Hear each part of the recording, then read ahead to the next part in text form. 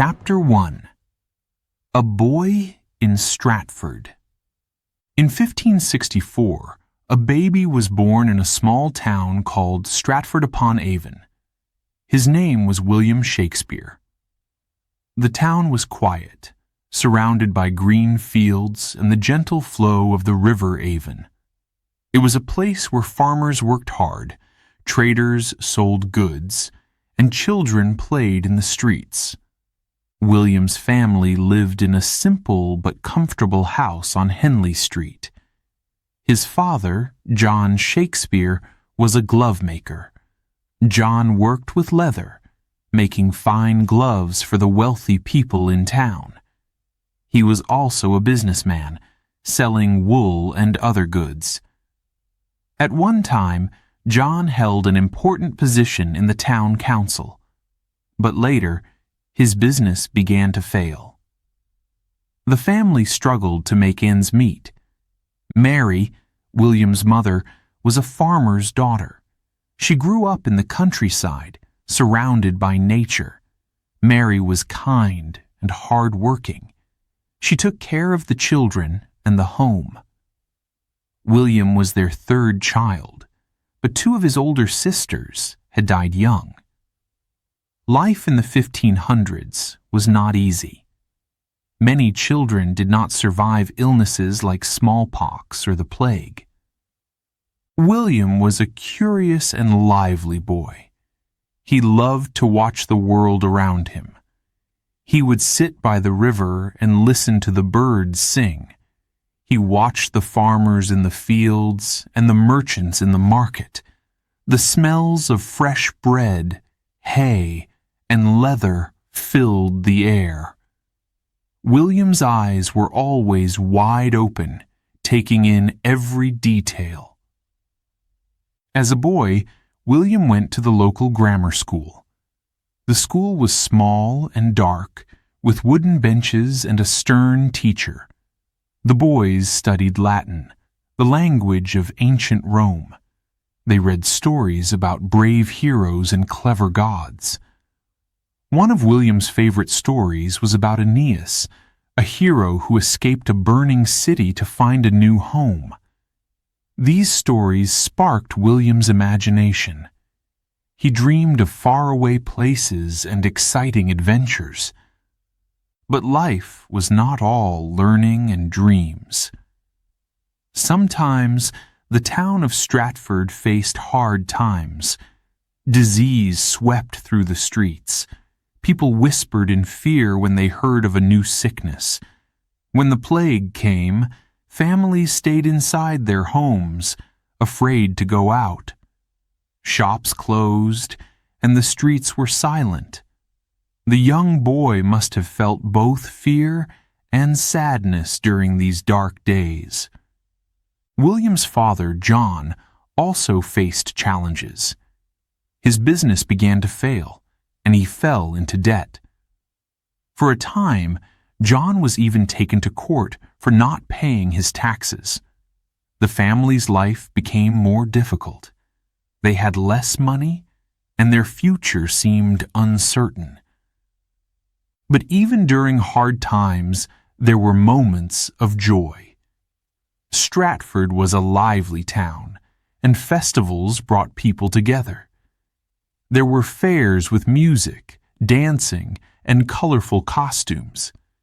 Traveling actors came to perform plays in the town square. William loved these performances. He watched in amazement as actors told stories of kings, queens, and magical worlds. One day, a group of players performed a story about Robin Hood, the clever outlaw who robbed the rich to help the poor. The crowd cheered and laughed, and William's heart raced with excitement. He wondered, could I one day tell stories like this? At home, William's family often told stories too. Mary, his mother, shared tales from the countryside, of ghosts, fairies, and ancient legends. These stories stayed with William. They mixed with the Latin tales he read at school and the plays he saw in the town. The seasons in Stratford brought their own rhythm to life. In the spring, the fields bloomed with flowers. In the summer, the river sparkled under the sun. In autumn, the harvest filled the air with the smell of ripe apples and hay. And in winter, the town was quiet, with smoke rising from chimneys as families gathered around warm fires. William's love for learning grew with time. He often wrote little poems or practiced his letters. His teacher noticed his talent for words. But William's education would not last forever. By the time he was a teenager, his father could no longer afford to send him to school. William had to help at home. He likely worked with his father, learning the glove trade.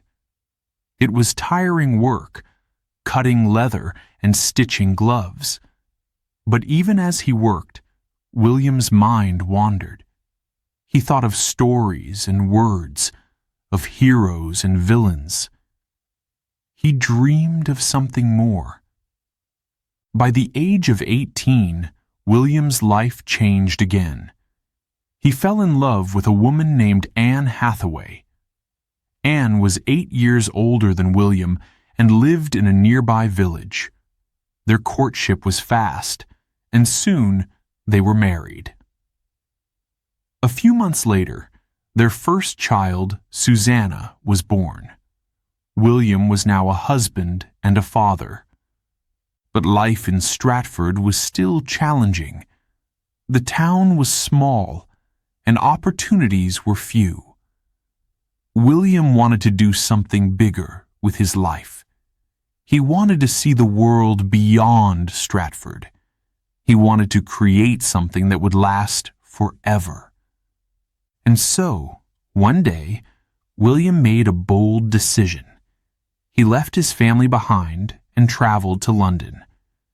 The city was far away, a place of noise and opportunity. It was a risky choice. Would he find success, or would he fail? The young man from Stratford could not have known then that he would one day become the greatest writer in the English language. But the seeds of his greatness had already been planted in the green fields of Stratford, in the stories of his childhood, and in his restless, dreaming heart. As William walked away from the quiet town of Stratford-upon-Avon, he carried with him the lessons of his youth: curiosity, resilience, and a love of words. His journey was just beginning. Chapter 2: School Days and Stories. In the heart of Stratford-upon-Avon, there stood a small grammar school. It was made of old stone with wooden beams and narrow windows. Inside, the classrooms were simple: bare walls, wooden benches, and the sound of boys reciting their lessons.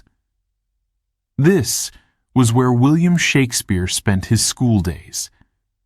William started attending the grammar school when he was about 7 years old. Like most boys in Stratford, he wore plain clothes and carried a small satchel. The schoolmaster was strict.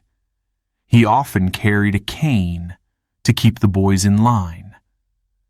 William quickly learned that at school you had to work hard and pay attention. The school day began early. William would sit at his wooden desk, ready to learn. The lessons were focused on Latin, the language of scholars. The boys practiced reading, writing, and speaking Latin. It was not easy. The teacher would write words on the board, and the students had to copy them. Then they would memorize long passages from books like Aeneid by Virgil. William's favorite part of the day was story time. The teacher would read tales of ancient Rome and Greece. These were stories of brave heroes, fierce battles, and clever gods. William loved hearing about Aeneas, who escaped a burning city to find a new home. He listened closely to the story of Achilles, the fearless warrior who fought in the Trojan War. As the words filled the classroom, William's mind filled with pictures of distant lands and exciting adventures. At home, William practiced what he learned. He often read aloud to his younger siblings.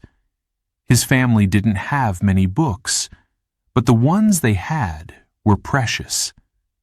His father, John Shakespeare, had a book of prayers and another about farming. William sometimes added his own little stories to these pages, scribbling in the margins when no one was looking. But life wasn't all books and lessons. Stratford was a busy town, and William loved exploring it. The streets were full of life, markets with loud sellers, animals pulling carts, and children playing games. On some days, traveling actors would come to town. They performed plays in the open air, often in the market square. William would run to watch them, squeezing through the crowd to get a better view. The actors wore colorful costumes. They played kings, queens, fools, and villains. They made people laugh, cry, and cheer. William was amazed by their talent. He didn't know it yet, but these performances were planting seeds in his young mind. He dreamed of telling stories that could move people in the same way. One day, a group of actors performed a story about Julius Caesar. It was a tale of power, betrayal, and ambition. The audience gasped when Caesar was betrayed by his closest friends. William's heart raced as the actors spoke their lines. He could feel the drama, the tension, and the emotion in every word.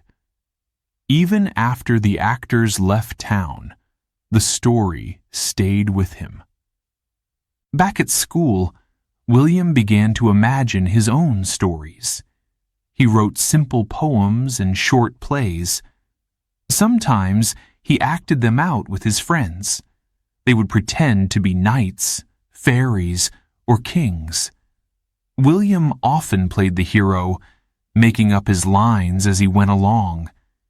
His friends laughed and clapped, enjoying his talent for words. The seasons in Stratford brought new changes to William's world. In the spring, the air smelled of flowers and fresh grass. In the summer, the river sparkled under the bright sun. Autumn brought the sound of crunching leaves and the smell of ripe apples. Winter, though cold, was a time for storytelling by the fire. These changes gave William a deep love for nature and the passing of time. As he grew older, school became more challenging. The boys read harder texts and wrote longer essays. William learned about history, science, and philosophy. He read works by famous thinkers like Cicero and Seneca. These books taught him about human nature, the way people think, feel, and act. He began to see that stories were not just for entertainment. They could teach lessons, explore big ideas, and inspire change. But not everything was joyful. Sometimes William felt the weight of his family's struggles. His father's business was failing, and money was tight. William knew he couldn't stay in school forever. One day, he would have to help support his family. This thought worried him. He loved learning, but he understood that life could be unpredictable. Despite the challenges, William's curiosity never faded. He continued to listen, watch, and dream. He often sat by the river Avon, thinking about the stories he wanted to tell. The water flowed steadily, carrying small boats and reflections of the sky. William wondered if, like the river, his life would take him far from Stratford. One evening, as the sun set over the town, William heard music coming from a nearby inn. He followed the sound and saw a group of travelers sharing stories. One man was an old sailor, telling tales of storms and faraway lands. Another was a soldier, speaking of battles and bravery. William sat quietly in the corner, listening. Every word felt like a spark, lighting a fire in his imagination. By the time William finished school, he had learned much more than Latin and history. He had learned to observe people, to listen to their stories, and to imagine new worlds. These skills would stay with him forever. But for now, William was still a young man in Stratford, full of dreams. He didn't know what the future held, but he was ready to face it. Every story he had heard, every lesson he had learned, was preparing him for something greater. As he walked through the streets of Stratford, the sky turning dark above him, William felt a quiet excitement. His journey was just beginning. Somewhere, far beyond the fields and the river, his destiny awaited. Chapter 3. A Love Story Begins. William Shakespeare was just 18 years old when he met Anne Hathaway. Anne was a young woman who lived in a small village called Shottery, not far from Stratford-upon-Avon. She came from a farming family and knew the value of hard work. Anne was older than William by 8 years, but age did not matter to them. They fell in love. Anne had a quiet strength. She was calm and thoughtful, with a love for the countryside. William admired her kindness and beauty. They spent time walking in the fields and talking under the trees. Life in Stratford was simple, but their feelings for each other were strong. Their love story, however, was not without its twists. News spread quickly in small towns, and soon everyone knew that Anne was expecting a child. This created urgency. William and Anne needed to marry quickly. In those times, having a child before marriage was frowned upon. William must have felt the pressure to do the right thing for Anne and their baby. The wedding took place in late 1582. It was a modest ceremony held in a nearby village. There were no grand celebrations, but there was happiness. William and Anne promised to care for each other and their future family. For William, this was a new chapter in his life. He was now a husband, and soon he would be a father. In May 1583, their first child, Susanna, was born. She was healthy and strong, bringing joy to their small home. William worked hard to support his growing family. He likely helped his father with glove-making and other trades.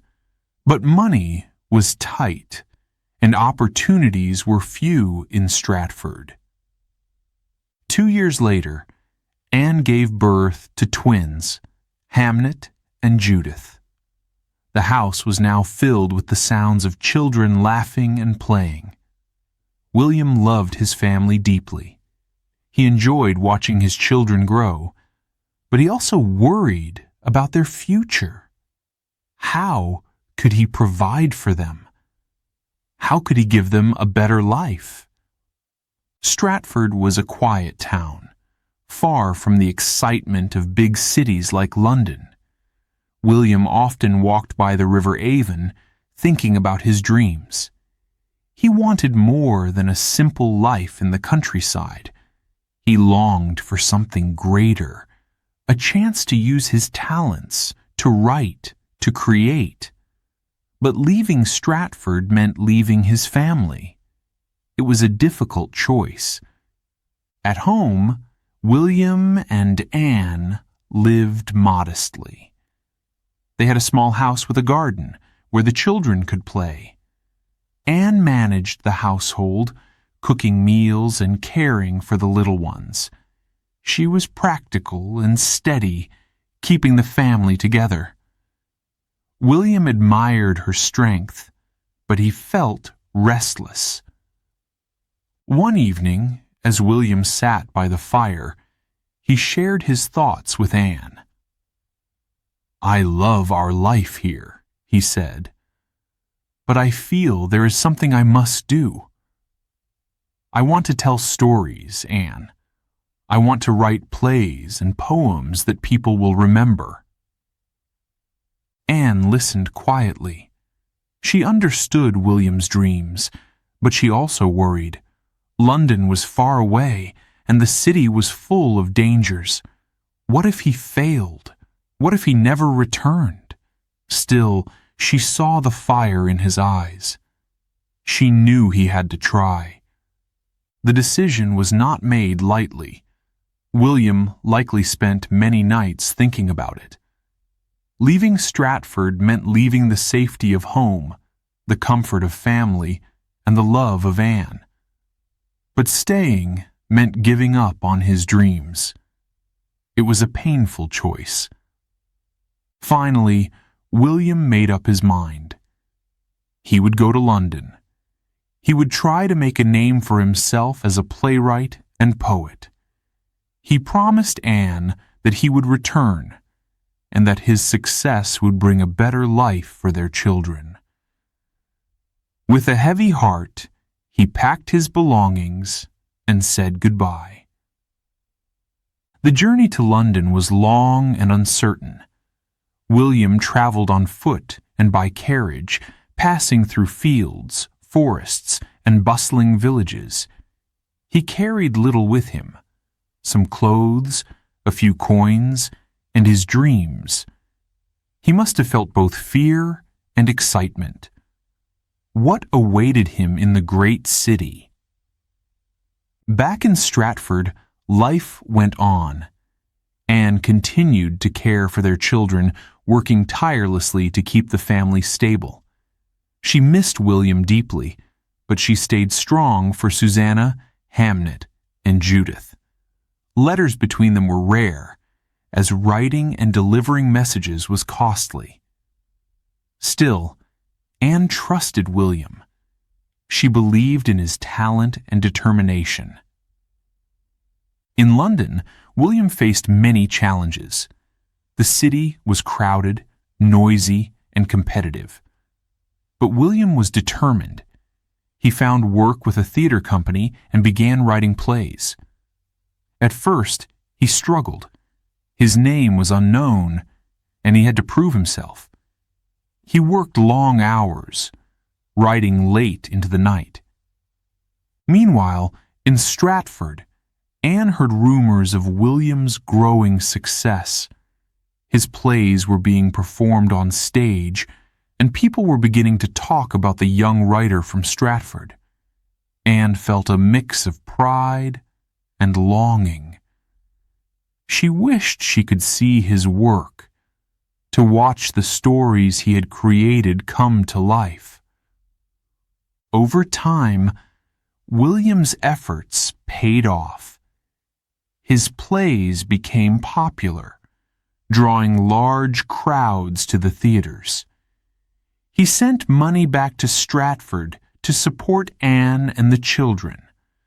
Though they were far apart, William's heart remained with his family. One day, Anne received a letter from William. It was filled with hope and promise.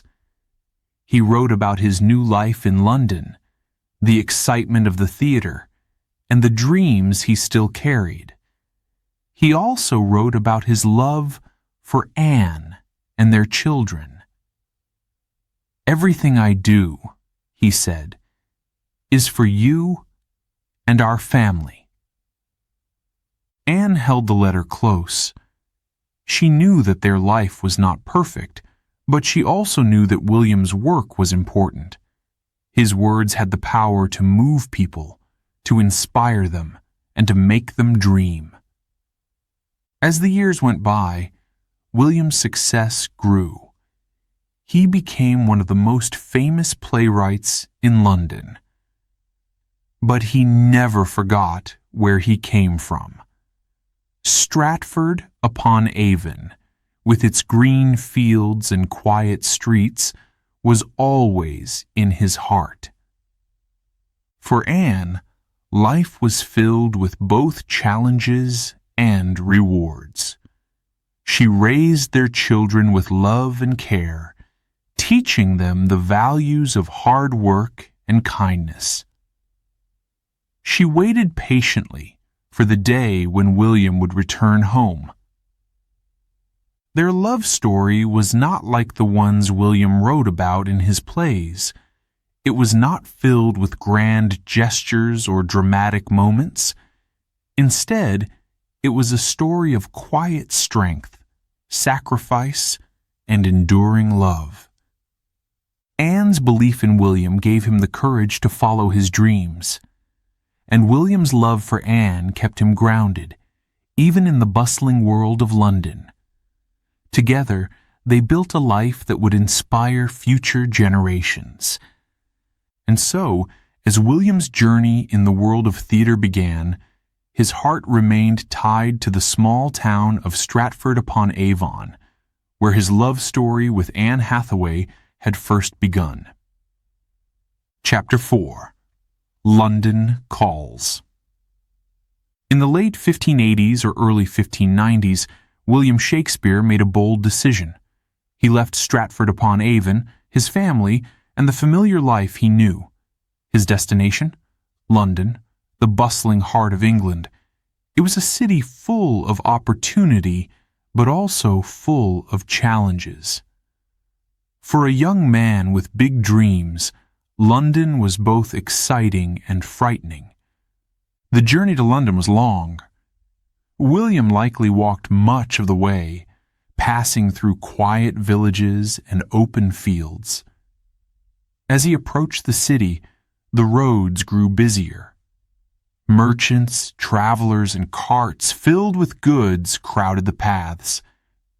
The closer he got, the louder the world became. Soon, the skyline of London appeared in the distance, with its towering church spires and the great River Thames winding through the city. When William entered London, he was greeted by a different world. The streets were alive with noise. Sellers called out to passers-by, offering fresh bread, fish, and fruit. Musicians played lively tunes on street corners. The air smelled of smoke, spices, and the nearby river. London was not like Stratford. It was bigger, faster, and full of energy. But the city also had a darker side. The streets were narrow and dirty. Beggars sat in alleys hoping for a coin. Thieves and pickpockets roamed, looking for easy targets. Disease was a constant fear. The plague had struck the city many times, leaving thousands dead. For someone new to London, it was a dangerous place. William needed work, but finding a job was not easy. He had no money, no powerful friends, and no reputation. He stayed in cheap lodgings, sharing small, crowded rooms with other newcomers. Food was simple: bread, cheese, and sometimes a bit of meat. Life in London was hard, and William often wondered if he had made the right choice. Despite the difficulties, William did not give up. He spent his days exploring the city. He visited markets, watched street performers, and listened to people's stories. The sights and sounds of London filled his mind. Everywhere he looked, he found inspiration. The city was alive with drama, arguments, celebrations, and everyday struggles. One place caught William's attention more than any other: the theaters. London was home to several playhouses where actors performed for large crowds. These theaters were unlike anything William had seen in Stratford. They were round, open-air buildings with a stage in the center. People from all walks of life came to watch plays: wealthy nobles, poor laborers, and curious visitors. The audience stood or sat close to the stage, shouting, laughing, and even throwing food if they didn't like what they saw. William wanted to be part of this world. He started by doing small jobs for theater companies. He helped carry props, copied scripts, and worked backstage. It was hard, tiring work, but William was determined. He watched the actors closely, learning how they spoke and moved. He studied the plays, paying attention to the way stories were told. In time, William began writing his own plays. His first works were simple and followed the style of the day. At first, the theater owners were hesitant. Who was this young man from Stratford? But William's talent quickly became clear. His words had power. They could make people laugh, cry, or sit in silence, completely captivated. One of William's first successes was Henry VI. It was a history play about England's past kings and battles. Audiences loved it. They cheered for the heroes, booed the villains, and came back for more. William was beginning to make a name for himself. As his plays gained popularity, William's life started to change. He earned more money and moved into better lodgings. He met other writers, actors, and theater owners. Some became friends, while others were rivals. The world of theater was competitive, and not everyone wanted to see William succeed. But he remained focused on his work. William's rise was also helped by the support of powerful patrons. One such patron was Henry Wriothesley, the Earl of Southampton. The young Earl admired William's writing and encouraged him to publish his poems. With the Earl's help, William published Venus and Adonis, a romantic poem that became very popular. It was a bold and passionate work, and it showed the world another side of William's talent. Life in London continued to inspire William. He walked along the River Thames, watching boats carry goods from faraway lands. He visited the busy markets, where traders sold silk, spices, and strange objects from across the seas. He listened to sailors tell stories of their adventures and watched nobles ride through the streets in grand carriages. Every experience added to his imagination. But London was not without danger. The theaters often faced criticism from religious leaders who believed they were sinful places. Sometimes, the playhouses were forced to close because of the plague. These closures were devastating for actors and writers. Without performances, there was no money. William had to be resourceful, using these quiet times to write and plan his next plays. Despite the challenges, William's reputation grew. His plays were performed in the most famous theaters, including the Theater and the Curtain. Audiences came from all over to see his work. They laughed at the comedies, were moved by the tragedies, and marveled at the clever dialogue.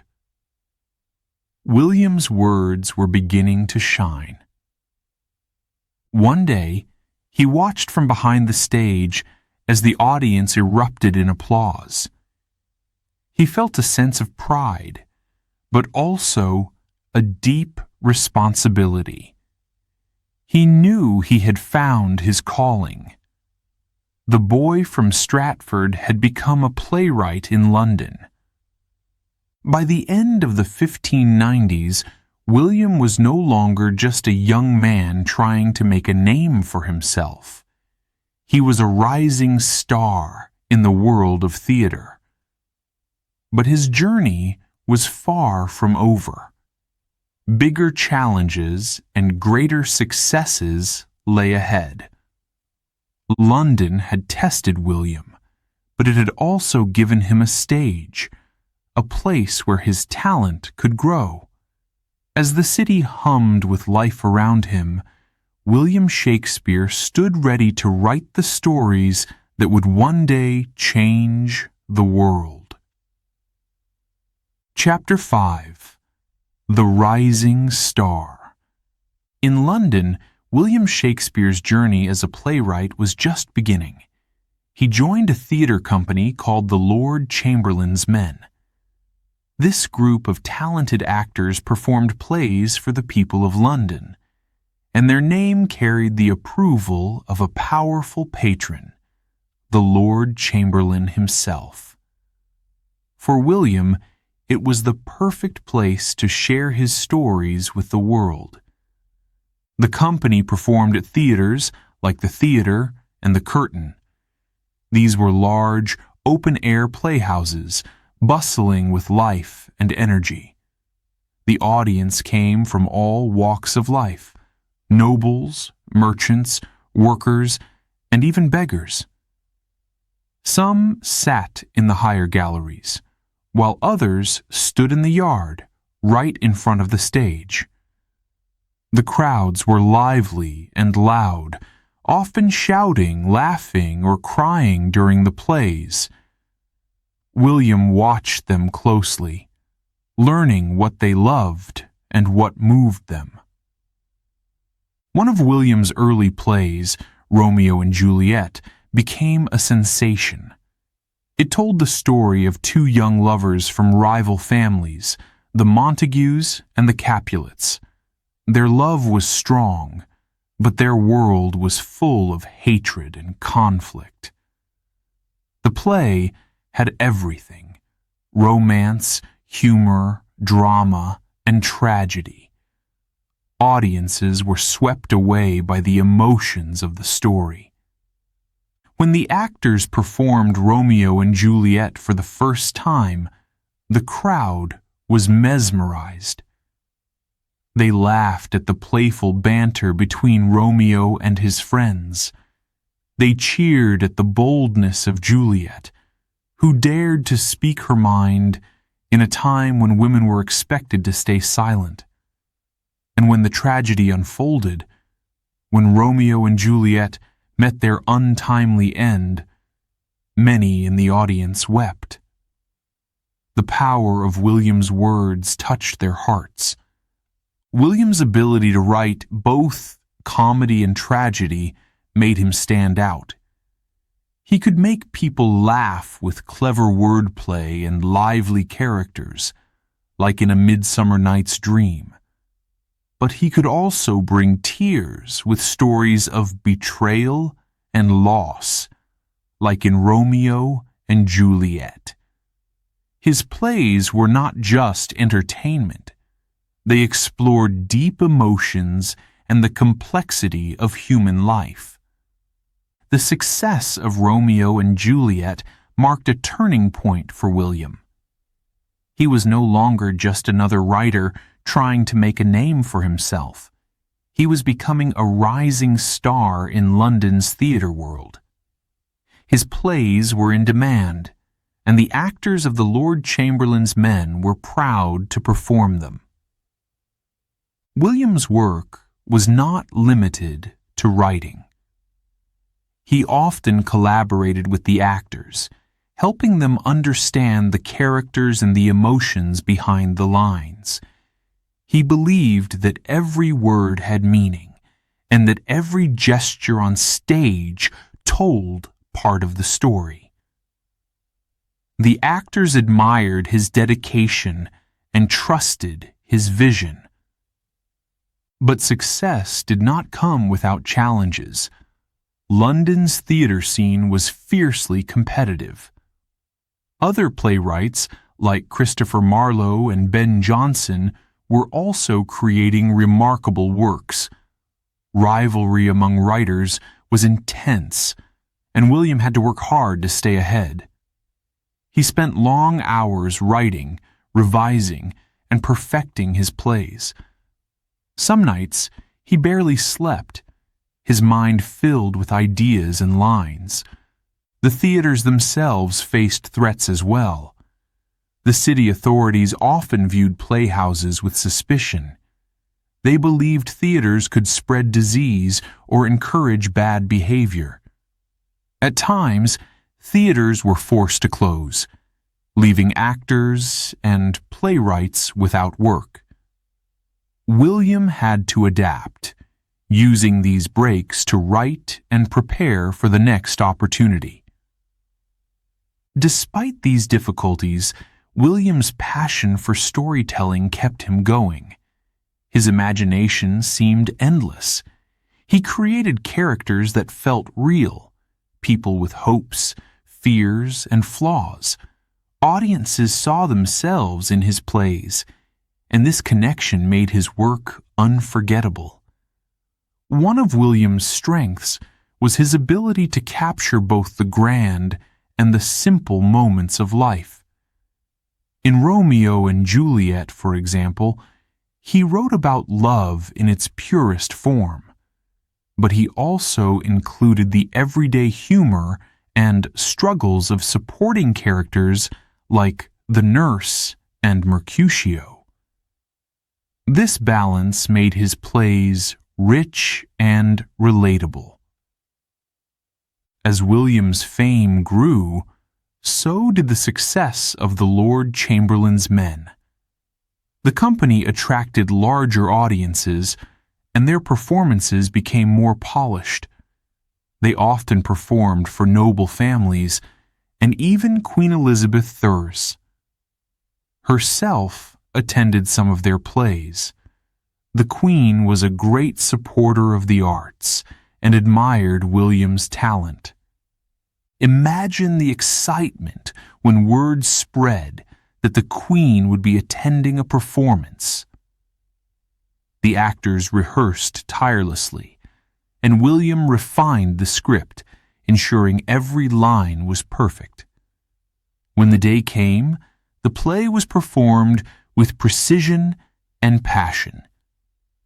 The Queen's approval was a great honor, and it further established William's reputation as a playwright of extraordinary skill. But William's success did not make him forget his roots. He often drew inspiration from the stories and experiences of ordinary people. His plays reflected the joys and struggles of life, whether it was the humor of a foolish servant, the ambition of a king, or the heartbreak of lost love. William understood that every person, no matter their status, had a story worth telling. Outside of the theater, London continued to inspire William. He observed the bustling markets, the lively taverns, and the quiet corners of the city. He listened to sailors share tales of faraway lands and watched merchants haggle over goods. These sights and sounds found their way into his plays, adding depth and color to his work. By the end of the 1590s, William was firmly established as one of London's leading playwrights. He had achieved what he had set out to do when he left Stratford. He had made a name for himself in the great city. But his journey was far from over.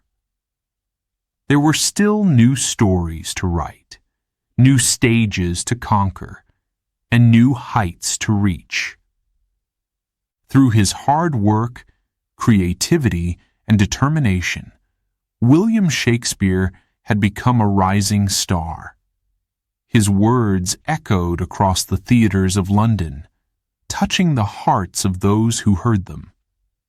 And though he could not have known it at the time, his stories would one day reach far beyond the city, lasting for centuries and inspiring millions. Before we begin Chapter 6, a quick note for our listeners. You're currently listening to this audiobook on Woo English. Remember, this content is specially made for Woo English listeners only. If you're hearing it on any other channel, it may be a violation of Woo English's rights. Please ensure you're tuned into the right source to fully enjoy and respect this audiobook journey. Now, let's continue the story. Chapter 6: The Globe and the Spotlight. By the late 1590s, William Shakespeare was one of the most successful playwrights in London. His plays were loved by many, but he wanted more. He dreamed of a theater that he and his company could call their own, a place where stories could come alive in front of eager audiences. That dream became a reality when William helped create one of the most famous theaters in history, the Globe. The idea for the Globe began with the Lord Chamberlain's men. This was the theater company that William worked with. They had been performing at a theater called The Theater, but their lease had ended. They needed a new home. Instead of renting another building, they decided to build their own playhouse.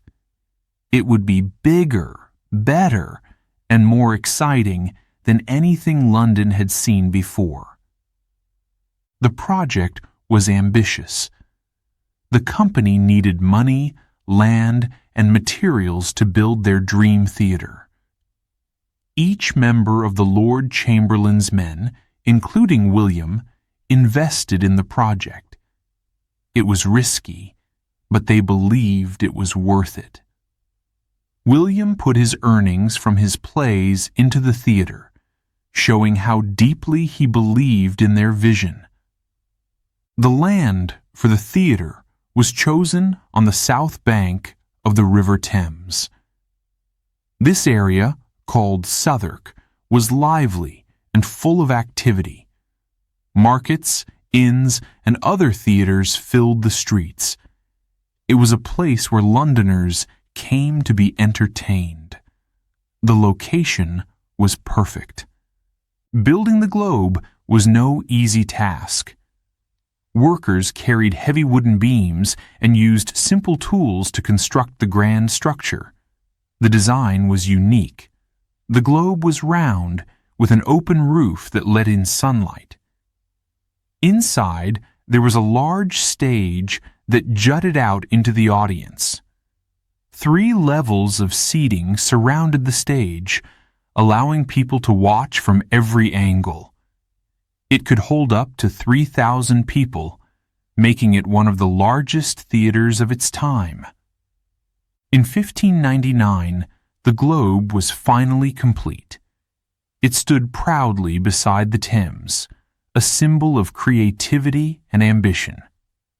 The theatre's flag flew high, signaling to the people of London that a performance was about to begin. The excitement was palpable. The Lord Chamberlain's men were ready to welcome audiences to their new home. The Globe quickly became the heart of London's entertainment. People from all walks of life came to see the plays performed there. The rich sat in the covered galleries, paying more for the best views. The poor, known as groundlings, stood in the open yard right in front of the stage. They paid just a penny for a ticket. Whether rich or poor, everyone shared the same excitement when the actors stepped onto the stage. William's plays brought the Globe to life. Comedies like Twelfth Night made audiences laugh with their clever wordplay and silly misunderstandings. Tragedies like Hamlet left them in awe as they pondered questions about life and death.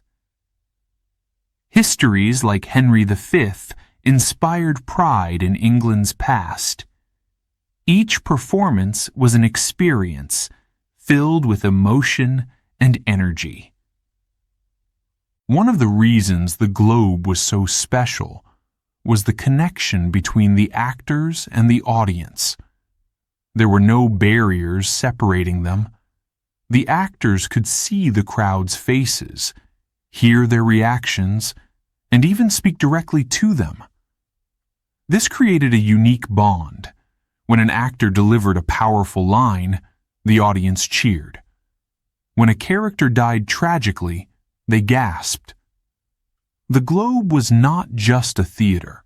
It was a shared experience. William spent much of his time at the Globe. He worked closely with the actors, helping them understand their roles. He explained the emotions behind the lines and the movements needed to bring the characters to life. William was not just a writer. He was a storyteller who understood the magic of the stage. But life at the Globe was not without challenges. The theater had to compete with others in London, and new plays were constantly needed to attract audiences. William worked tirelessly, writing some of his greatest works during this time.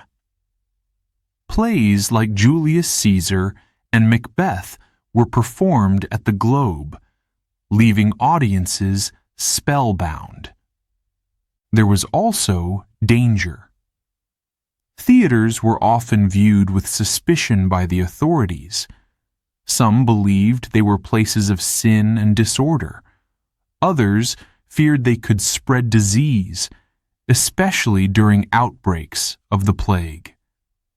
When the plague swept through London, the Globe was forced to close temporarily. These were difficult times for William and the company, but they never gave up. One of the most dramatic moments in the Globe's history came in 1613. During a performance of Henry VIII, a cannon used for special effects accidentally set the thatched roof on fire. The flames spread quickly, and the theater was destroyed. The audience escaped safely, but the Globe was reduced to ashes. For William and the company, it was a devastating loss. But the story of the Globe did not end there. The Lord Chamberlain's men rebuilt the theater, stronger and grander than before. It reopened the following year, a testament to their resilience and determination. William continued to write and produce plays, ensuring that the Globe remained the center of London's theatre scene. Through all its triumphs and challenges, the Globe was more than just a building. It was a place where stories came alive, where people laughed, cried, and dreamed together. For William, it was a symbol of what could be achieved through hard work and imagination. As William walked along the banks of the Thames, looking at the Globe, he must have felt a deep sense of pride. This theater was not just a place for entertainment, it was a legacy, a gift to the people of London and to the world. Though William could not have known it at the time, the Globe would continue to inspire generations long after his death. Today, a modern replica of the Globe stands in London, reminding us of the man who dared to dream and the stories that changed the world. Chapter 7. Writing for Kings and Queens. By the late 1590s, William Shakespeare's fame had spread far and wide. His plays were performed in the grand theatres of London, enjoyed by people from all walks of life. But one audience was particularly special: Queen Elizabeth. For the Queen was a great supporter of the arts, and she loved the theatre. Among all the playwrights of her time, William's work stood out. Queen Elizabeth was known for her intelligence and strong will.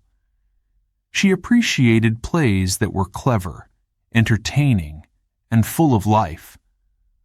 One of her favorite works by William was A Midsummer Night's Dream. This magical comedy was filled with fairies, love, and laughter. It captured the Queen's imagination and brought her great joy. Imagine the excitement when William learned that the Queen herself had praised his play.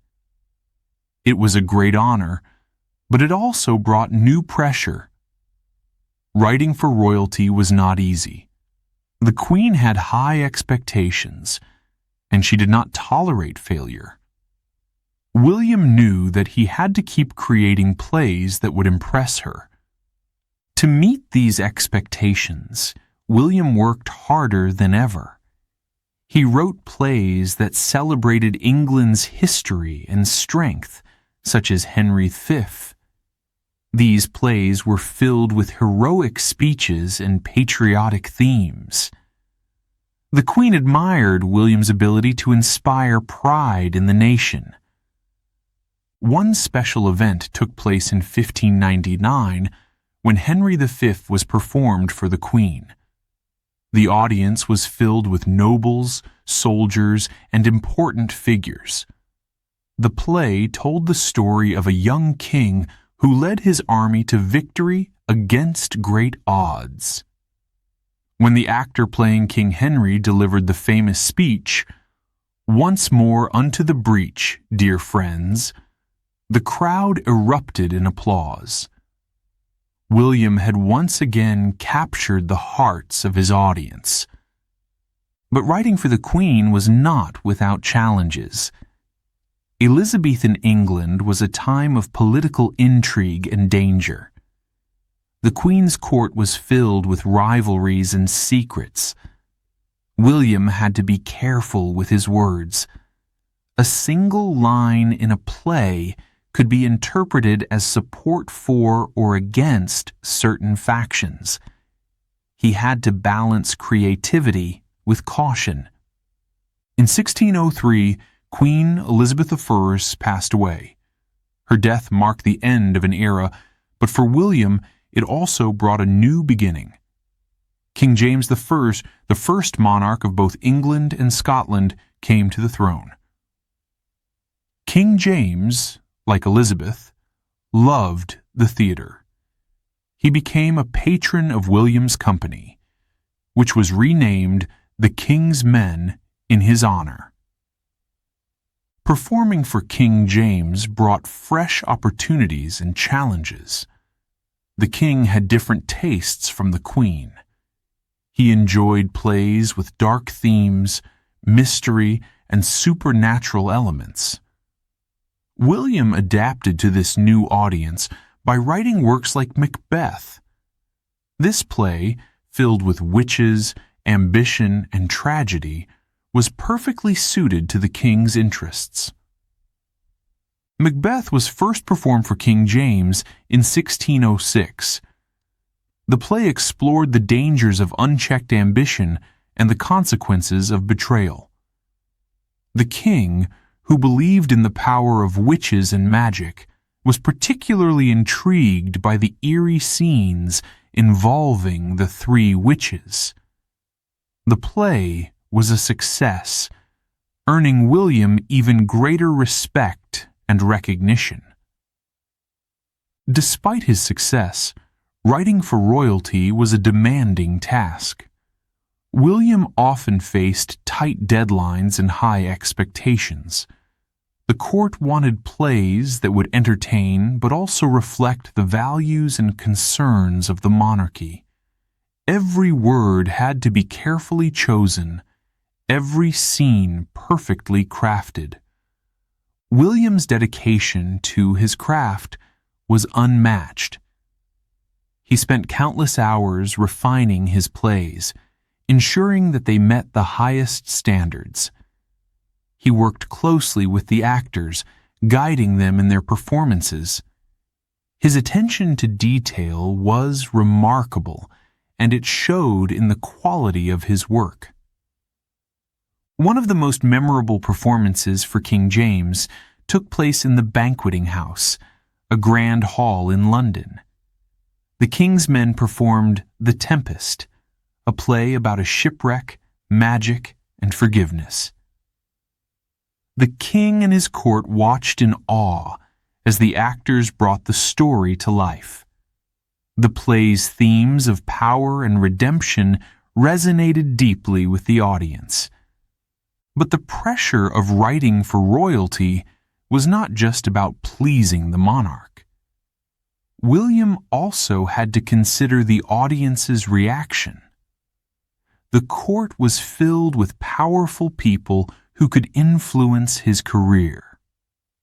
A successful play could bring rewards, but a poorly received one could lead to criticism or even danger. Despite these challenges, William thrived.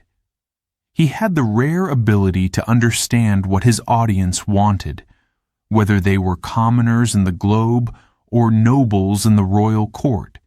His plays combined beauty, wit, and wisdom, making them timeless. As William's relationship with the court grew stronger, so did his reputation. He became one of the most respected figures in England. People admired not only his talent, but also his ability to navigate the complexities of royal patronage. He remained humble and focused, always striving to improve his craft.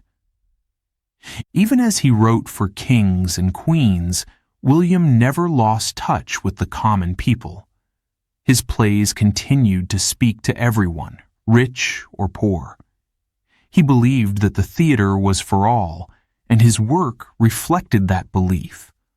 Through his dedication and creativity, William Shakespeare proved that he could rise to any challenge.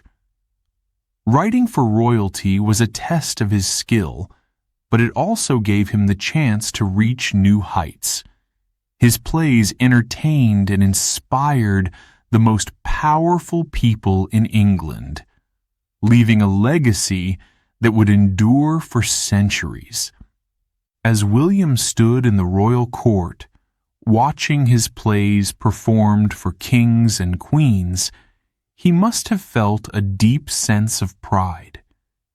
His journey from Stratford-upon-Avon to the heart of England's monarchy was a testament to his hard work and talent.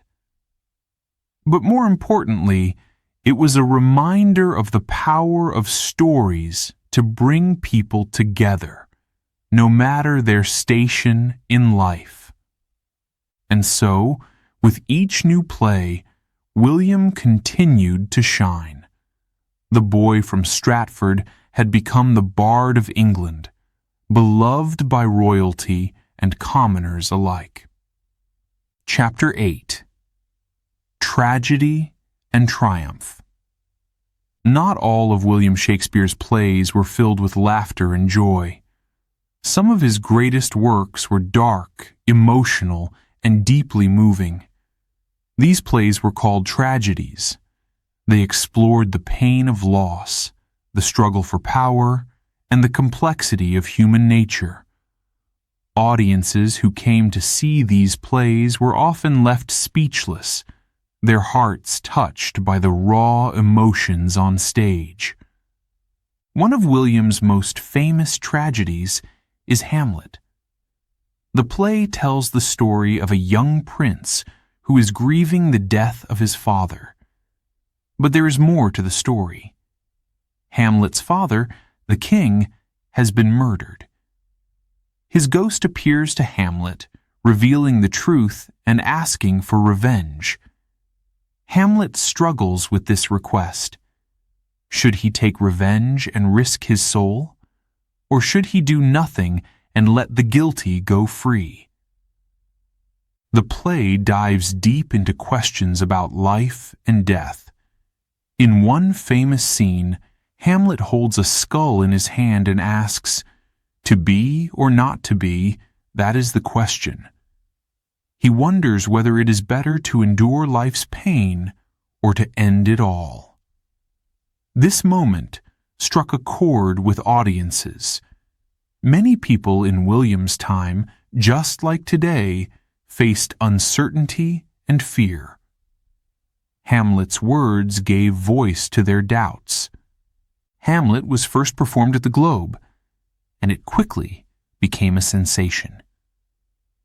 The audience was captivated by the prince's inner struggle. They felt his sadness, his anger, and his confusion.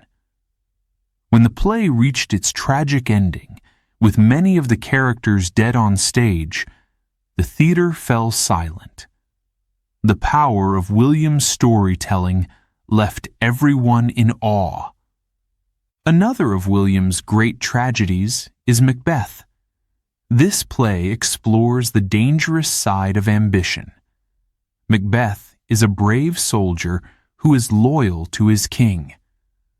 But when three witches predict that he will one day become king himself, his ambition takes over. Encouraged by his wife, Lady Macbeth, he murders the king and seizes the throne. However, his guilt and paranoia drive him to madness. Audiences were both horrified and fascinated by Macbeth. The play showed how unchecked ambition can destroy a person. It also explored themes of fate and free will. Did the witches control Macbeth's actions? Or was it his own choice to commit such terrible crimes? These questions kept viewers thinking long after the play ended. William's tragedies often focused on the darker side of human emotions. Jealousy, betrayal, and greed were common themes. In Othello, a trusted soldier named Iago manipulates his commander, Othello, into believing that his wife Desdemona has been unfaithful. Othello's jealousy leads him to commit an unforgivable act. The play is a heartbreaking story of love destroyed by lies.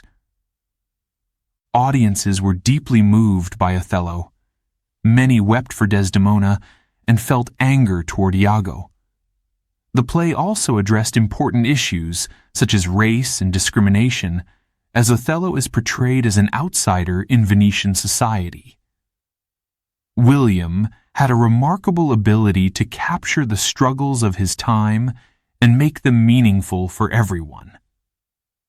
Writing tragedies was not just about creating sadness. It was about exploring life's most difficult questions. What makes a person good or bad? Can people change their fate? What does it mean to love or lose someone? These were the questions William asked in his plays, and audiences responded with curiosity and emotion. But tragedies were not easy to write. William spent long hours crafting his stories, carefully choosing every word. He wanted his characters to feel real, their emotions raw and true. His actors often worked closely with him, practicing their roles until every line carried the right weight. William understood that tragedy had to feel personal for it to move people. While his plays were filled with drama on stage, William's own life also had moments of sadness. In 1596, he experienced a great personal loss. His only son, Hamnet, died at the age of 11. The cause of Hamnet's death is unknown, but it was a common tragedy in a time when diseases spread easily. The loss left a deep mark on William. Some scholars believe that the grief he felt inspired the emotional depth of his later tragedies. Despite his personal struggles, William continued to write. His tragedies became more complex and powerful. In King Lear, he told the story of an aging king who divides his kingdom among his daughters, only to be betrayed by those he trusts most. The play explores themes of family, loyalty, and the pain of growing old. Many consider it one of William's most profound works. Audiences were drawn to these tragedies because they reflected real life. In the Elizabethan and Jacobean eras, life was often harsh. People faced wars, disease, and social inequality. William's plays gave them a way to understand and process their own experiences. The theater became a place where they could confront their fears and find comfort in shared emotions. Even in tragedy, William's plays offered moments of beauty and hope. His characters often found strength in their darkest hours. In Hamlet, even as the prince faces death, he accepts his fate with dignity. In Macbeth, the title character reflects on the emptiness of his actions, delivering a haunting speech about the meaning of life. These moments reminded audiences that, even in the face of despair, there is always something to learn. William's ability to create such powerful tragedies set him apart from other playwrights. He had a unique gift for understanding the human heart. His plays were not just performances, they were lessons about life. They showed that joy and pain are both part of the human experience. By the time he wrote his later tragedies, William's reputation was unmatched. People came from all over to see his work. His plays were performed not only at the Globe, but also at the royal court. Even King James was moved by the emotional power of Macbeth and King Lear. William's talent had earned him a place among the greatest writers of his time. As William stood in the shadows of the Globe, watching his tragedies unfold on stage, he must have felt a deep sense of accomplishment. He had transformed human sorrow into art. His words had the power to move people, to make them think, and to help them feel less alone in their struggles. Chapter 9. Shadows and Loss. William Shakespeare's life was filled with both triumphs and hardships. He became famous for his plays, but his personal life was not always happy. One of the greatest sorrows he faced was the loss of his son, Hamnet. This tragedy changed him forever. Hamnet was born in 1585, a twin to his sister Judith. He was William and Anne's only son. William loved all his children, but Hamnet held a special place in his heart. As the only boy, Hamnet was seen as the one who would carry on the Shakespeare name. William likely imagined a bright future for him. Perhaps Hamnet would grow up to be a scholar, a merchant, or even a playwright like his father. But life in the 16th century was full of dangers, especially for children. Illnesses like the plague, smallpox, and typhus were common. Medicine was limited, and even a small sickness could become deadly. Hamnet grew up in Stratford-upon-Avon, far from the crowded streets of London, but no place was truly safe from disease. In the summer of 1596, tragedy struck. Hamnet fell ill. We do not know what sickness he had, but it came quickly and left no time for recovery. Despite the family's prayers and care, Hamnet died on August 11, 1596. He was just 11 years old. The news of Hamnet's death must have reached William in London. We can only imagine the pain he felt. Losing a child is one of the hardest things a parent can endure. William may have blamed himself for being far from Stratford when his son needed him most. Grief would have weighed heavily on his heart. Hamnet was buried in Holy Trinity Church, the same church where William had been baptized. The family gathered to say goodbye. The loss left a deep scar on the Shakespeares. Anne now had to care for their two daughters, Susanna and Judith, while carrying the memory of their lost son. For Judith, losing her twin brother must have been especially painful. The bond between twins is unique, and Judith's world was forever changed. William's grief poured into his work. In the years following Hamnet's death, his plays became darker, filled with themes of loss, guilt, and the fragility of life. One of these plays was Hamlet. The story of Prince Hamlet shares more than just a similar name with William's son. In the play, Hamlet mourns the death of his father and struggles with feelings of loneliness and anger. Some believe William channeled his own sorrow into this character, creating one of the most complex and memorable figures in literature. The famous line from Hamlet, "What a piece of work is man," reflects the pain and wonder of being human. It captures both the beauty and the sadness of life. Audiences watching the play could feel the depth of William's emotions. His words resonated because they came from a place of real loss. Another play that reflects William's grief is King Lear. In this tragedy, Lear, an aging king, loses everything he holds dear, including his daughters. The play is a heartbreaking exploration of family, loyalty, and regret. William's own experiences with loss likely influenced the powerful emotions in the story. When Lear cries out, "How sharper than a serpent's tooth it is to have a thankless child," audiences felt the weight of his despair.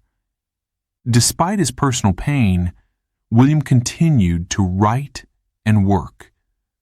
Some might wonder how he found the strength to carry on. Perhaps it was his love for storytelling that gave him purpose. Writing allowed him to process his emotions and share them with the world. Through his plays, he transformed his grief into art. William's sadness also brought him closer to universal truths about life. He understood that everyone experiences loss at some point. His plays gave voice to this shared human experience, reminding people that they were not alone in their sorrow. His tragedies were not just about death, they were about the resilience of the human spirit. At the same time, William's life in London continued. The theater remained a place of joy and creativity. Even as he wrote tragedies, he also crafted comedies that brought laughter to audiences. Plays like Twelfth Night and As You Like It showed that life, though filled with sadness, could also hold moments of happiness and love. William also found comfort in his family. He visited Stratford often, spending time with Anne and their daughters. He supported them financially, using his success to ensure they lived comfortably. Although Hamnet was gone, his memory remained a part of their lives. William's plays and poems became a way to honor his son, preserving his legacy through art. Hamnet's death was a turning point for William. It deepened his understanding of human emotions and shaped his later works. He wrote with greater complexity, exploring not just the surface of his characters, but their inner struggles. This depth made his plays timeless, still relevant hundreds of years later. In the years that followed, William continued to achieve great success, but the shadow of Hamnet's loss stayed with him. It became a reminder of the fragility of life and the importance of cherishing every moment. His ability to take personal pain and turn it into something meaningful is part of what made him one of the greatest writers in history. As William stood on the stage of the Globe, watching actors perform his lines, he must have felt a mix of emotions. Pride in his achievements, joy in the laughter of the audience, and sadness for the son who would never see his work. His life was a blend of shadows and light, just like his plays. Hamnet may have been lost to history, but his influence on William's work is undeniable. Through his father's words, his memory lives on, touching the hearts of everyone who experiences Shakespeare's plays. William's ability to transform grief into beauty is a testament to the power of art. Though the pain of losing Hamnet never truly faded, William found strength in his writing. His plays became a way to heal, to connect, and to endure. They remind us that even in the darkest times, creativity and love can light the way forward. Chapter 9: Shadows and Loss. William Shakespeare's life was filled with both success and sorrow. While he achieved great fame as a playwright, his personal life was marked by heartbreak. One of his deepest sorrows came in 1596 when his son, Hamnet, died at just 11 years old. This loss left a lasting mark on William and influenced his work in powerful ways. Hamnet was one of William and Anne's 3 children. He was a twin born alongside his sister Judith in 1585. As the only son, Hamnet was special to the family. William likely saw in him the future of the Shakespeare name. Hamnet grew up in Stratford-upon-Avon, where the family lived a quiet, rural life. William, however, spent much of his time in London, writing and producing plays. Though far away, he remained deeply connected to his family. Life in the 16th century was difficult, especially for children. Disease spread quickly, and medical knowledge was limited. In the summer of 1596, Hamnet became ill. The exact illness is not known, but it was sudden and severe. Despite the family's efforts, he could not be saved. Hamnet's death devastated the Shakespeares. William was likely in London when he heard the news. Imagine his pain, the guilt of being far from home, the helplessness of knowing he could not protect his son. He must have felt a deep ache in his heart. The loss of a child is one of the greatest sorrows a parent can endure.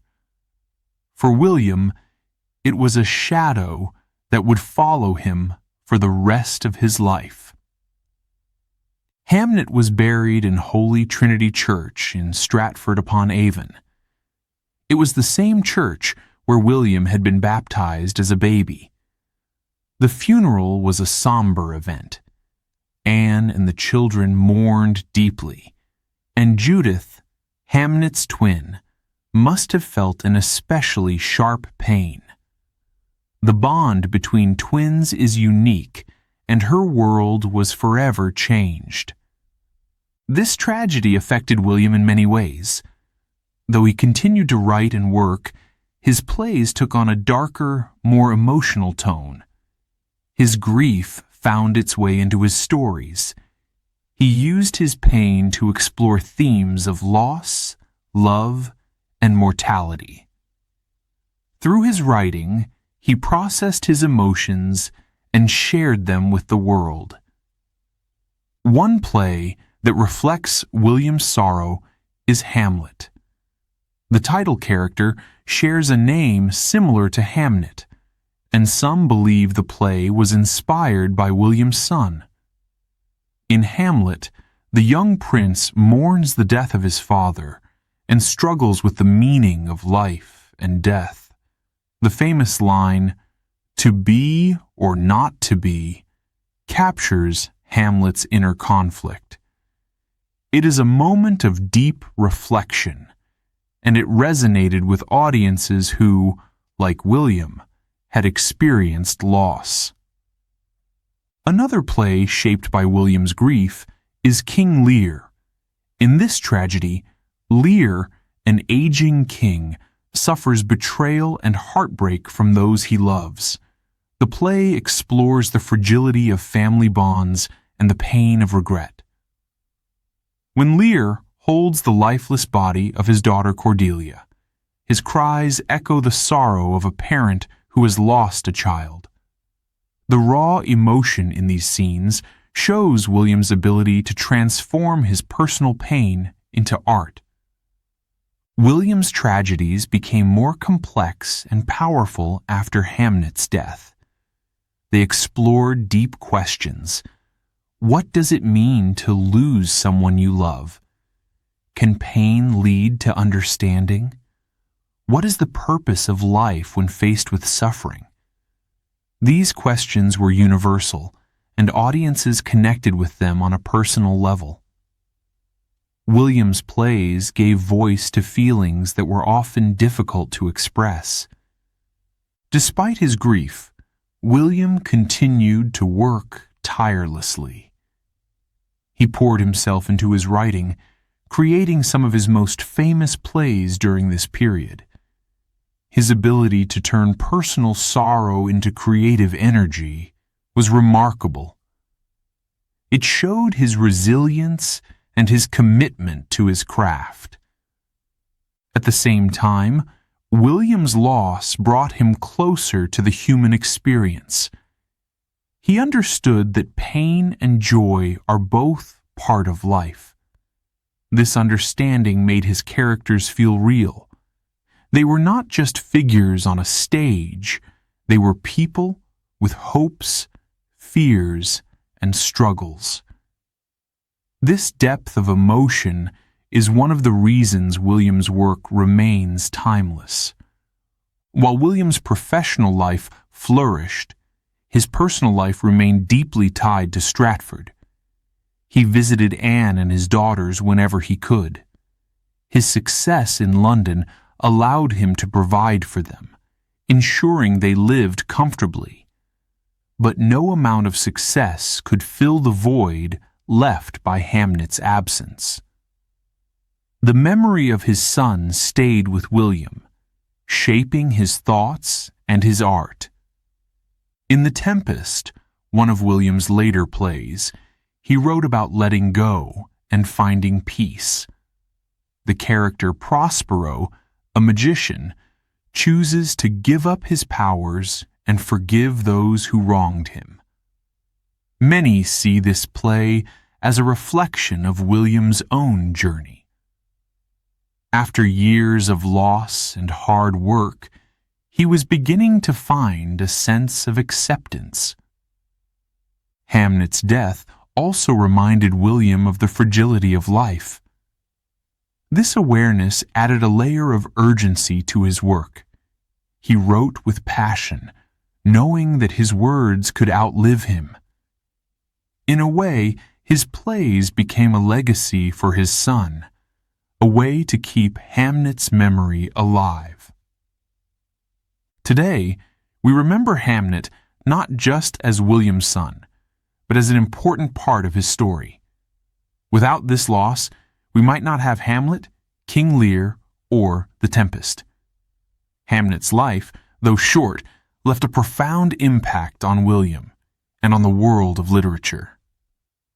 As we think about William's journey, we see a man who faced great sorrow, but never gave up. His ability to turn pain into beauty is what made him extraordinary. Through his plays, he showed us that even in the darkest moments, there is light. His words remind us that life is precious and love endures. William Shakespeare's life was filled with shadows and loss, but also with creativity and triumph. He taught us that pain can inspire greatness and that art can heal. As audiences continue to watch his plays, they are moved by the emotions he captured. Through his work, William's legacy and Hamnet's memory live on. Chapter 10. The Final Curtain. By the early 1600s, William Shakespeare had achieved great success. His plays were performed in the grand theatres of London and admired by kings and queens. He was wealthy, respected, and celebrated as one of the greatest writers of his time. But as the years passed, William began to long for something else. He wanted peace, rest, and the comfort of home. In 1611, William decided to leave London and return to Stratford-upon-Avon. The bustling city had given him fame and fortune, but his heart was in the quiet countryside where his journey had begun. Stratford was where his family lived, where the River Avon flowed gently, and where life moved at a slower, more peaceful pace. By this time, William was no longer a young man. Years of hard work and travel had taken their toll. He had spent countless nights writing by candlelight, creating stories that would outlast him. Now, he wanted to enjoy the fruits of his labor. He returned to Stratford, where his wife Anne and his daughters, Susanna and Judith, were waiting.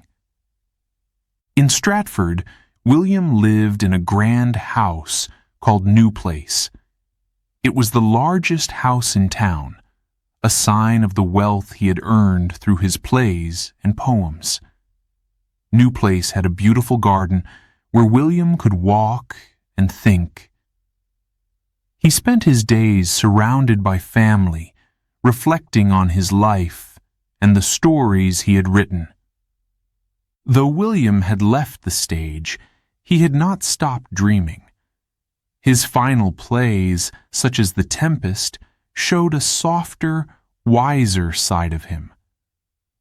The Tempest is about a magician named Prospero, who decides to give up his magic and forgive his enemies.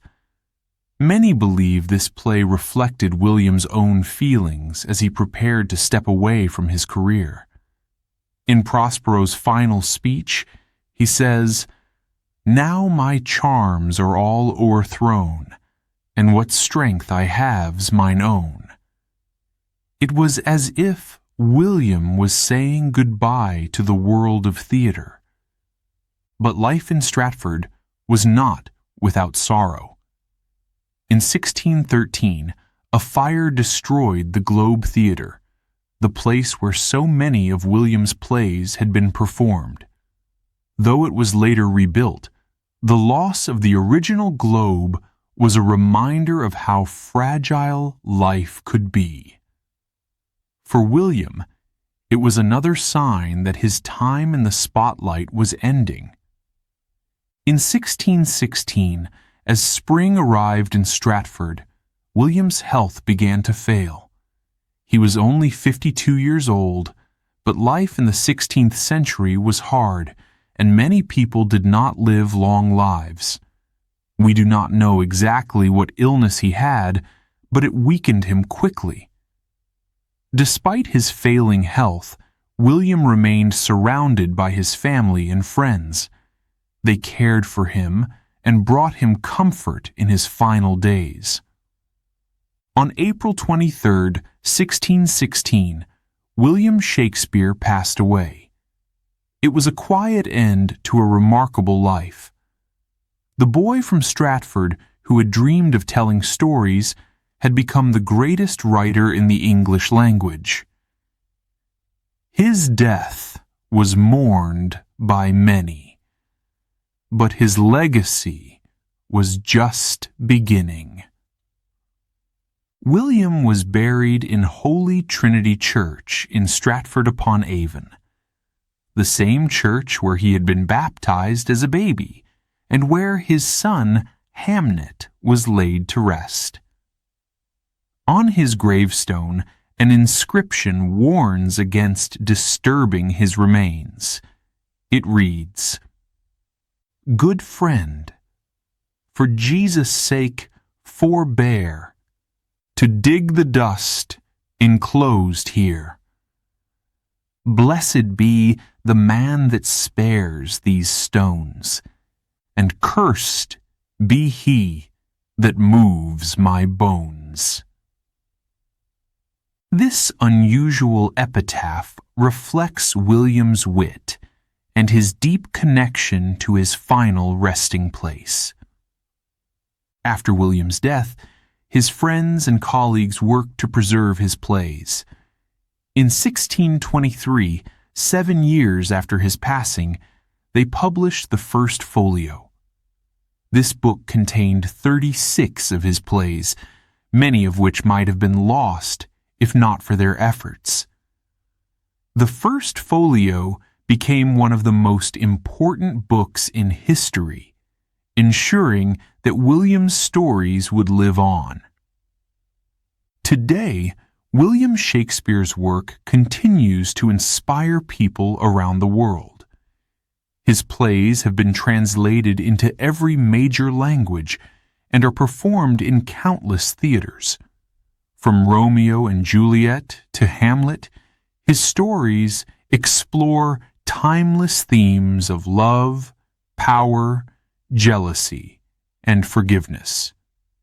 They remind us of what it means to be human. As we think about William's final years, we see a man who had lived a full and extraordinary life.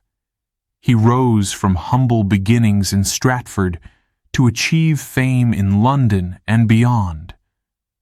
But even as he gained wealth and recognition, he never forgot where he came from. Stratford was always his home, the place where his journey began and ended. William's life teaches us that dreams can come true through hard work and determination. His legacy reminds us of the power of stories to connect, inspire, and endure. Though the curtain has long since fallen on his life, the light of his words continues to shine brightly. And so, the man who gave us Romeo and Juliet, Hamlet, Macbeth, and so many other treasures left behind a gift that would last forever. His plays and poems are his final curtain call, a reminder of the beauty and complexity of life. They are not just words on a page, they are windows into the human soul. As we close this chapter on William Shakespeare's life, we remember him not only as a playwright, but as a man who understood the world deeply.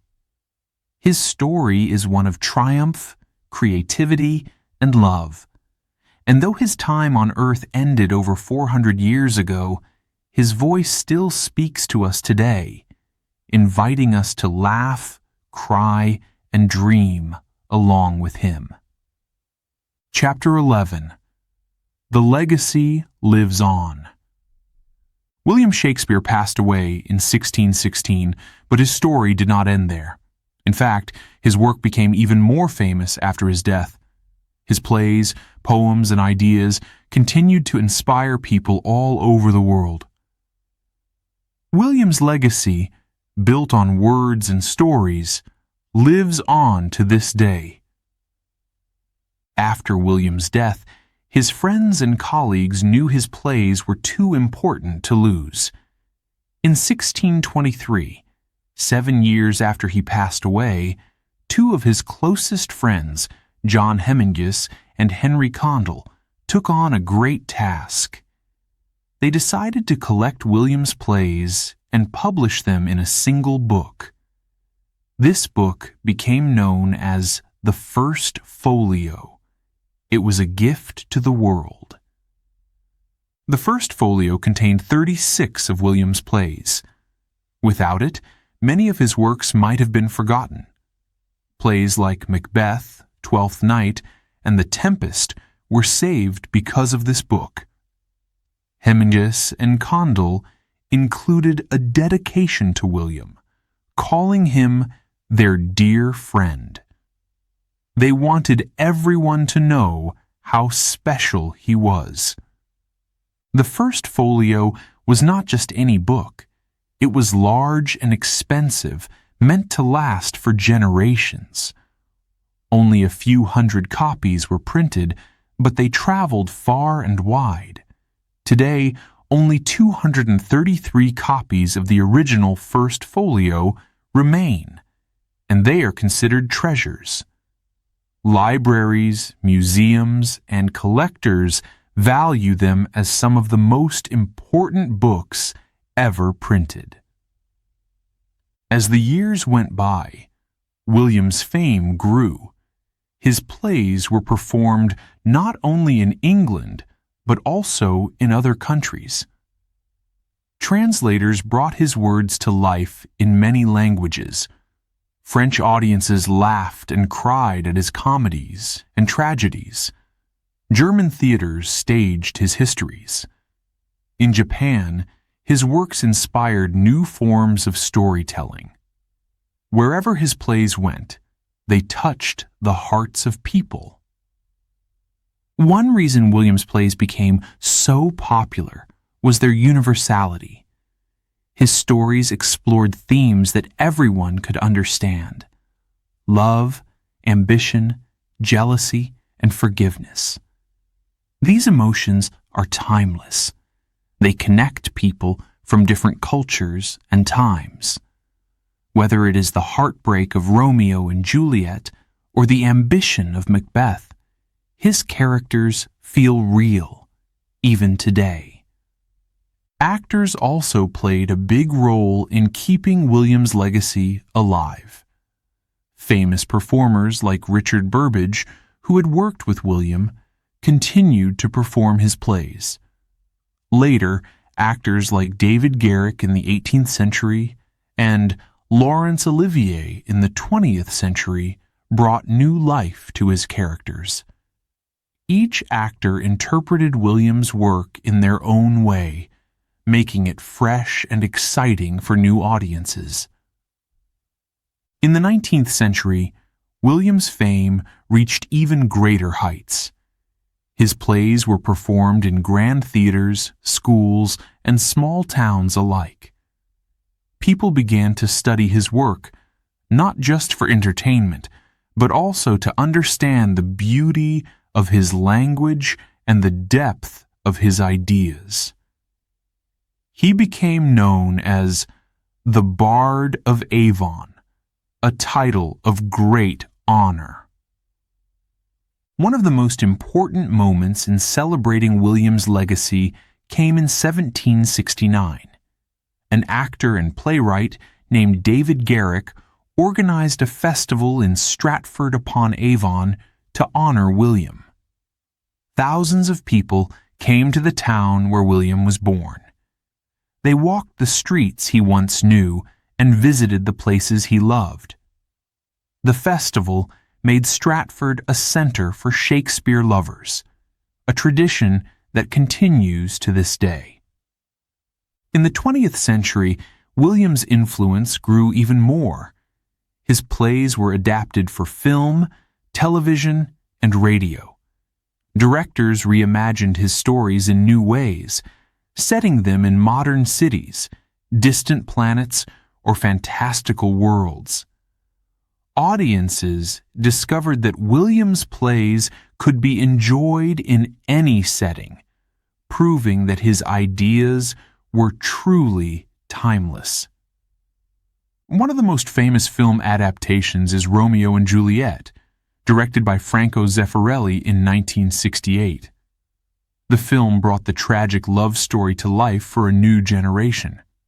Later, Baz Luhrmann's 1996 version, starring Leonardo DiCaprio and Claire Danes, set the story in a modern city with guns instead of swords. These adaptations showed how William's words could speak to people of all ages and backgrounds. The power of William's plays also inspired education. His works became a central part of schools and universities around the world. Students studied his language, characters, and themes. They explored his use of poetry and storytelling. Teachers found that William's plays offered lessons about life, love, and the human spirit. In addition to being studied, William's plays became a symbol of creativity and culture. The Globe Theatre in London was rebuilt in 1997 to honor his legacy. The new Globe, a replica of the original, became a place where people could experience his plays as they were meant to be seen, on stage, under the open sky. Visitors from around the world come to the Globe to watch performances and learn about William's life.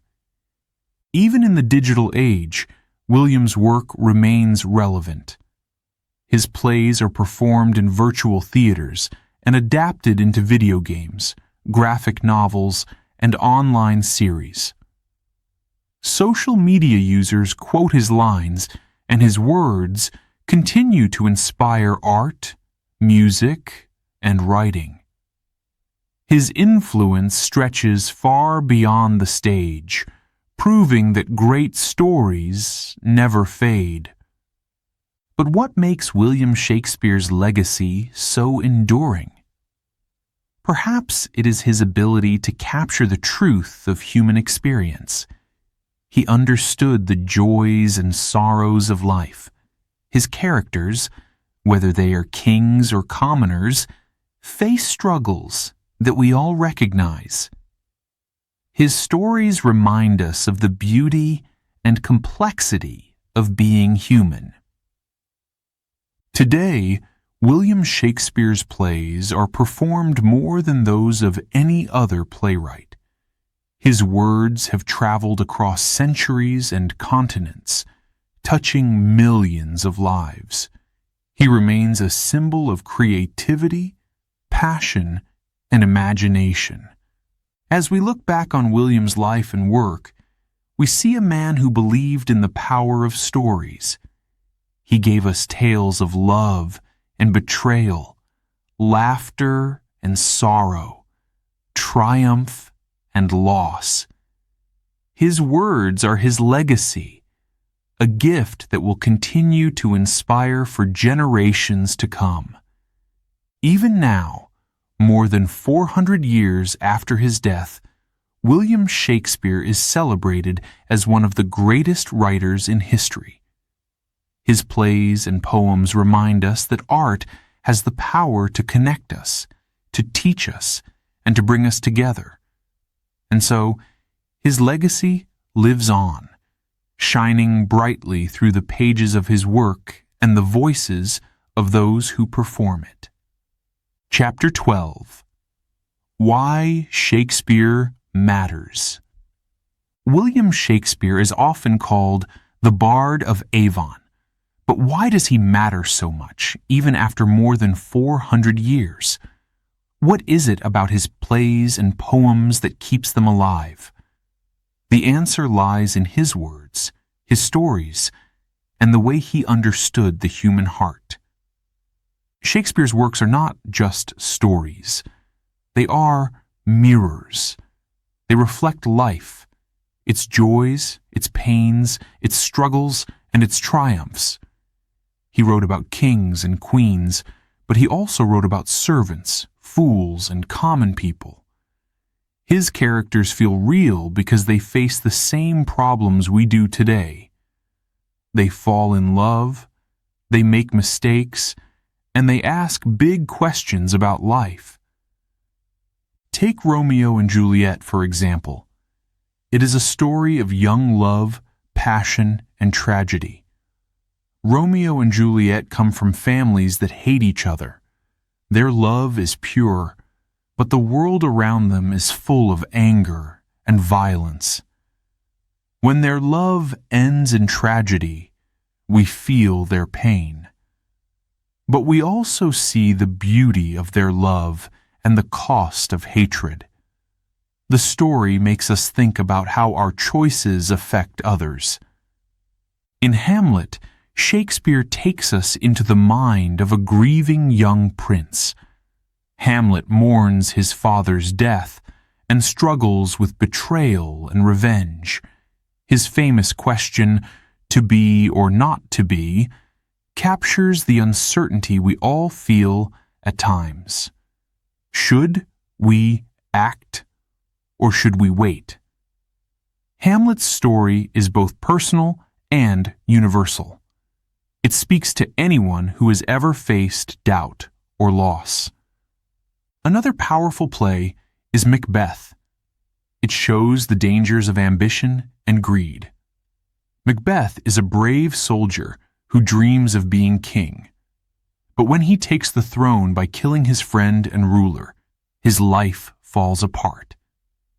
His guilt and paranoia lead to his downfall. Macbeth warns us about the cost of power when it is gained dishonorably.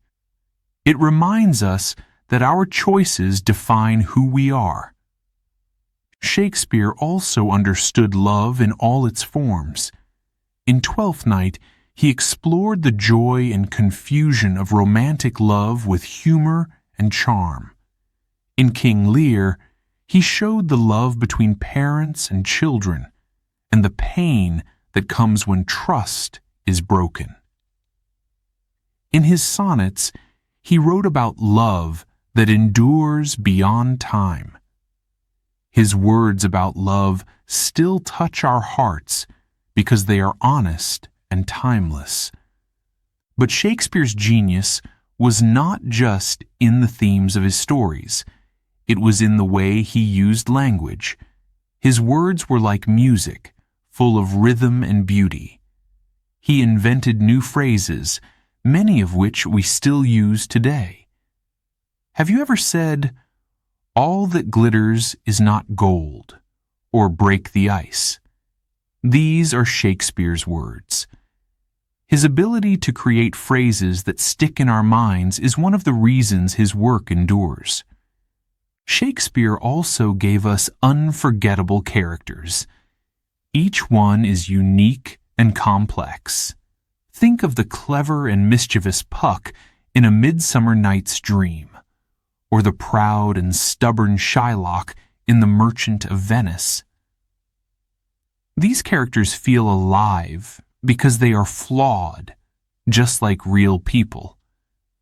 Shakespeare understood that no one is perfect, and that is what makes his characters so relatable. Another reason Shakespeare matters is that his stories adapt to any time or place. Directors and writers have reimagined his plays in countless ways. Romeo and Juliet has been set in modern cities.